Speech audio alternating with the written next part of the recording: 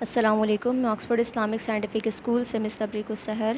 ہمارا سبجیکٹ ہے اسلامیات اور ہمارا ٹاپک ہے اللہ اور اس کے رسول صلی اللہ علیہ وآلہ وسلم کی محبت اور اطاعت، چیپٹر نمبر 2. اور اس میں ہمارا ٹاپک ہے ختم نبوت. اس کا آج ہم پارٹ 2 کریں گے. بک کا پیج نمبر ہے 102 سے 104 تک. جی، چیپٹر نمبر 2 اللہ اور اس کے رسول صلی اللہ علیہ وآلہ وسلم کی محبت اور اطاعت کا کوشچن نمبر 3 ہے قرآن و حدیث کی روشنی میں ختم نبوت کا مفہوم واضح کریں. اس کا آج ہم پارٹ 2 کریں گے. لیکچر نمبر ہے ہمارا 10.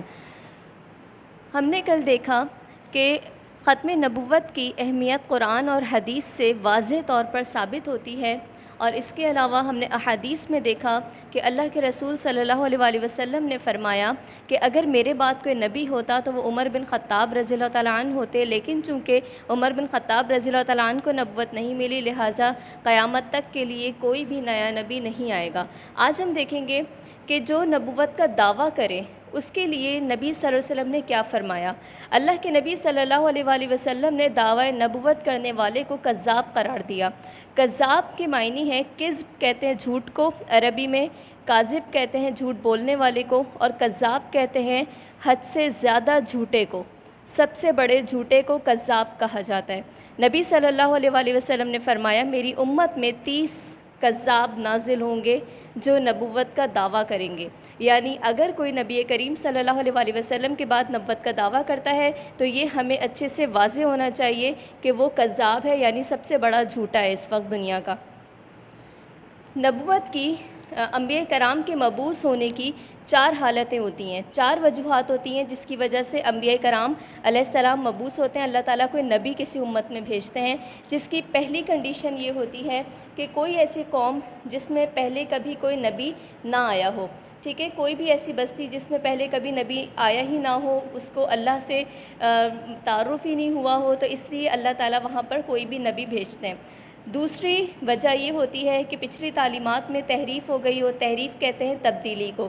جو پچھلے نبی آئے تھے، اپنی تعلیمات دے کر گئے تھے، ان کے گزرنے کے کچھ عرصے کے بعد ان کی قوم نے ان کی تعلیمات کو تبدیل کر دیا، جیسے کہ یہود و نصارہ نے تبدیلی کی. تو ان کی تحریف کی وجہ سے، تبدیل ہونے کی وجہ سے پھر نئے نبی آتے ہیں اور اس کو دوبارہ سے اللہ سبحانہ و تعالیٰ کا پیغام ہمیں پہنچاتے ہیں. تیسری وجہ ہوتی ہے پیغام کی تکمیل کے لیے. اگر کوئی پیغمبر آئے اور کسی بستی میں، کسی قوم پر، تو وہاں پر آنے والے پیغمبر نے جو تعلیمات دیں وہ اس قوم کے لیے مخصوص تھیں، لیکن اس کے بعد لیکن وہ پیغام جو ہے وہ مکمل نہیں تھا. اس کی وجہ یہ تھی کہ وہاں پر تکمیل نہیں ہو سکی تھی. اس قوم کے لیے جتنے احکامات، جو شریعت ضروری تھی، وہ شریعت وہاں پر نافذ ہو گئی تھی. اب اس پیغام کی تکمیل یعنی مکمل کرنے کے لیے اللہ تعالیٰ دوبارہ ایک نبی کو بھیجتے ہیں اور وہ تکمیل مکمل ہوتی ہے. چوتھی صورت ہوتی ہے ایک نبی کی نصرت کے لیے دوسرے نبی کو بھیجا جاتا ہے. نصرت کہتے ہیں مدد کو. ایک نبی کی مدد کے لیے دوسرے نبی، جیسے موسیٰ علیہ السلام کو جب فرعون کے پاس بھیجا تو انہوں نے اللہ تعالیٰ سے دعا کی کہ میرے بھائی ہارون کو بھی پیغمبر بنا دیا جائے. تو پھر ان کی دعا پر حضرت موسیٰ علیہ السلام کی مدد کے لیے ہارون علیہ السلام کو پیغمبر بنا کے بھیجا. ختم نبوت کی اہمیت یہ ہے کہ قرآن مجید اور احادیث سے واضح طور پر ثبوت اور دلائل ملتے ہیں کہ اللہ کے نبی آخری نبی ہیں، اور اس کے ساتھ ہمیں یہ بھی پتہ چلتا ہے کہ نبی صلی اللہ علیہ وسلم کی تعلیمات جو ہیں وہ محفوظ ہیں. قرآن مجید محفوظ ہے، اس کی حفاظت کا ذمہ خود اللہ نے لیا ہے. اس میں کوئی تنسیخ نہیں ہوئی. تنسیخ کہتے ہیں کوئی بھی حکم منسوخ ہونے کو، یعنی کہ شریعت کا کوئی بھی حکم آج منسوخ نہیں ہے، جیسی شریعت تھی اسی طرح چل رہی ہے. نہ اس میں کوئی تحریف ہوئی ہے، یعنی کوئی تبدیلی نہیں ہوئی. لہٰذا کوئی بھی ایسی کنڈیشن جو یہاں پر بیان کی گئیں، ان میں سے کوئی بھی ایسی کنڈیشن آج موجود نہیں ہے. اس لیے کسی مزید نئے نبی کی ضرورت باقی ہی نہیں رہی ہے. ہوم ورک ہے لرن کوسچن نمبر 3 ہاف. جزاکم اللہ. السلام علیکم ورحمۃ اللہ وبرکاتہ.